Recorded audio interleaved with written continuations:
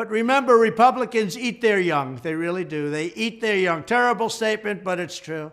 Former President Trump, in a recorded message over the weekend, like he meant to happen. He recorded it, and then yeah.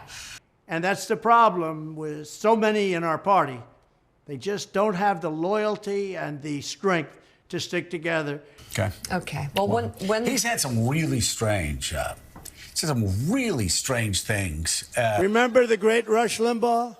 Barack Hussein Obama. Here you go, Barack Hussein Obama. Babbles through so many of these speeches, and of course, I don't know, maybe somebody can let him know he's not running against Barack Obama. Who's his boss? Barack Hussein Obama. Barack Hussein. Barack Hussein Obama. The team at Morning Joe is correct. Donald Trump's remarks seem to be getting stranger and weirder by the day. So what's going on?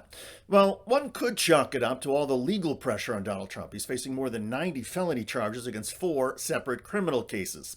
Or maybe Trump is cracking up because he's running low on cash. Headline, Raw story, Trump owes money to media outlets and Secret Service after not paying his bills. Quote, according to the campaign finance report, between July 1st and September 30th, Trump reported that he owed reimbursements to the New York Times, Daily Caller, and ABC News. He also owes cash to the Secret Service.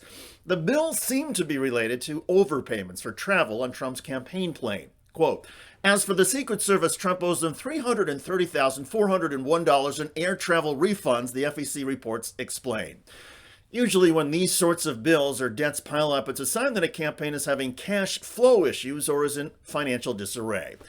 In any case, the latest FEC reports show the Biden campaign has raised more cash and has more money on hand than all of the Republican campaigns combined. So perhaps Trump knows that even if he wins the Republican nomination, he is in a deep hole financially for a general election rematch with Joe Biden.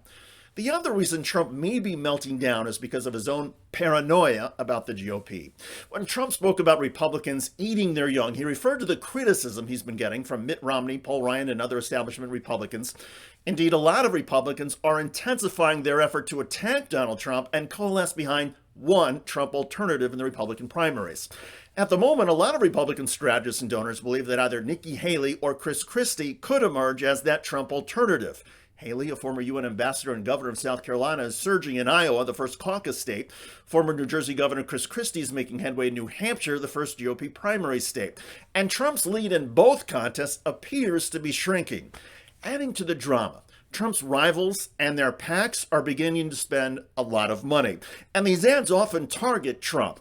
Chris Christie's PAC is leveraging a strange remark Trump made recently about Hezbollah, the Iranian-backed terror organization.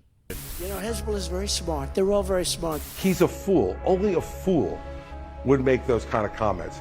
Only a fool would give comments that could give aid and comfort to Israel's adversary. This is someone who cares not about the American people, not about the people of Israel, but he cares about one person and one person only, the person he sees in the mirror when he wakes up in the morning. We cannot, once again, nominate a fool like this and get him anywhere near the presidency of the United States.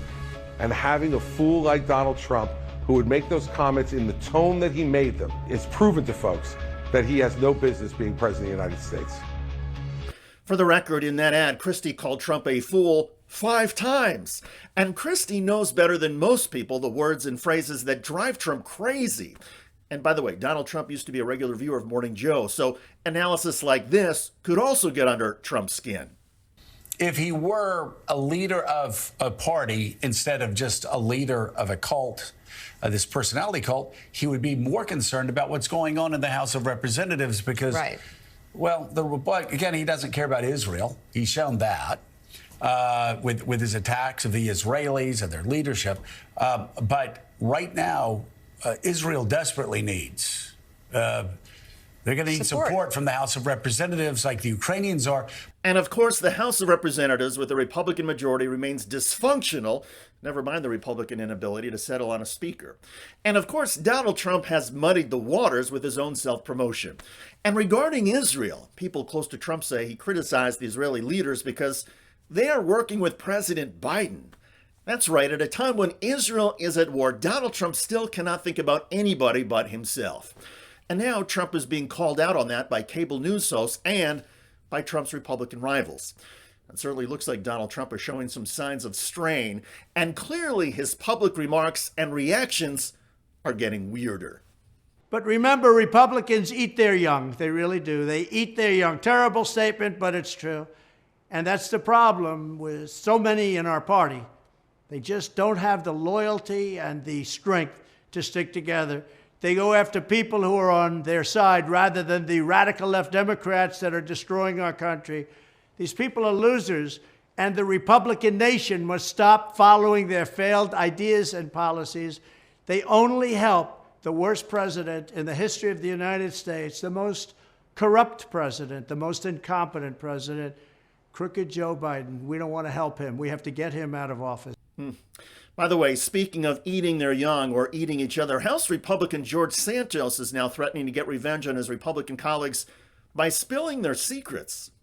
As the Raw Story headline says, George Santos threatens to ruin Republicans who vote to expel him from Congress. Why should you be able to... Santos has refused to resign, and following a second round of criminal charges against him, a handful of Republicans have introduced a resolution to force Santos out. This is the most provable case of election fraud that we have before us. Check out that video at the link below. I'm David Shuster. Thanks for joining us.